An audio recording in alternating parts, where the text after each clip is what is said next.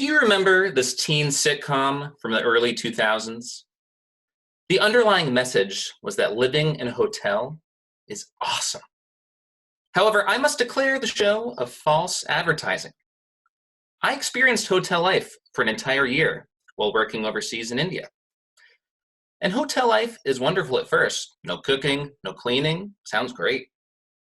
But then I started to feel cramped in my tiny little room. And I had no kitchen, so I had to rough it without utensils. And after a while, the Groundhog Day effect kicked in, and I started feeling a little stir crazy. Fortunately, my second year in India was spent living in an apartment. It was in a really nice area, and there were events happening all the time. When I moved in, my colleague gave me one important piece of advice.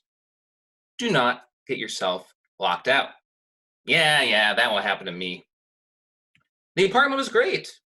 Had a nice living room, dining area, kitchen, study, balcony, bathroom, bedroom. It was a place I could finally relax. My relaxation ended abruptly when my air conditioner blew up. Thankfully, my landlord sent his guys over right away who had it fixed up in no time. And that was good because I wanted to host a housewarming party for my employees. And as you can see, it was a roaring good time. You could ask them. But what I loved most about the new apartment was that I had access to a pool. On Saturday afternoons, I really enjoyed taking a dip. One Saturday, like usual, put on my trunks, grabbed the towel, headed out, when I noticed something peculiar on the floor. Upon further inspection, it turned out to be animal excrement, probably from the dog next door. But I didn't let that get me down in the dumps. Off to the pool I went.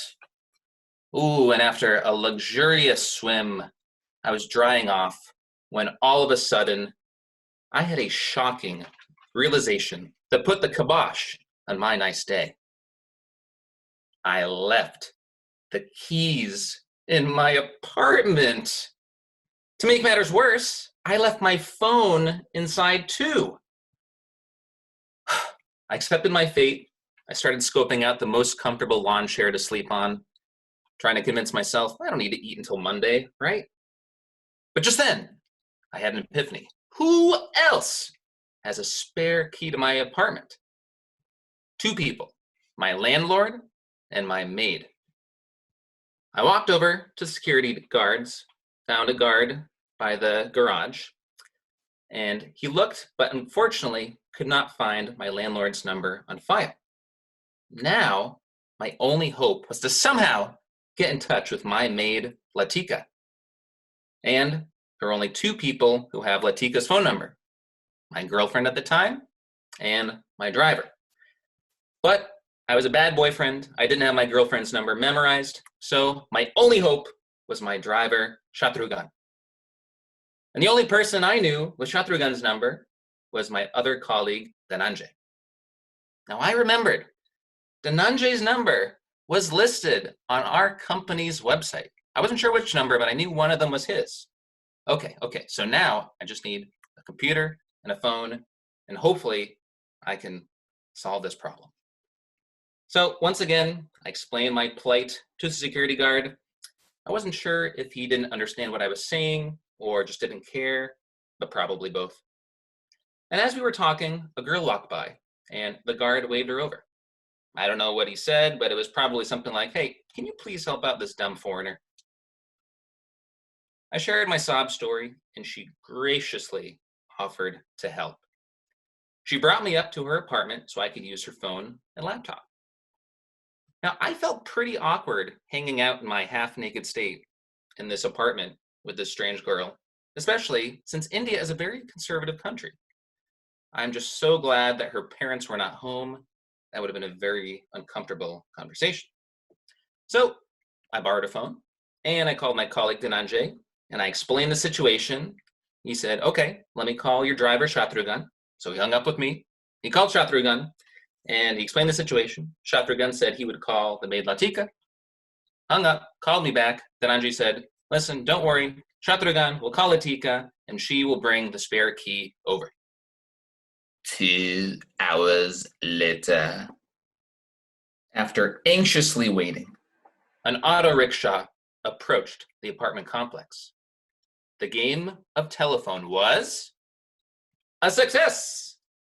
My maid Latika, on her day off, traveled all the way across town to drop off the key.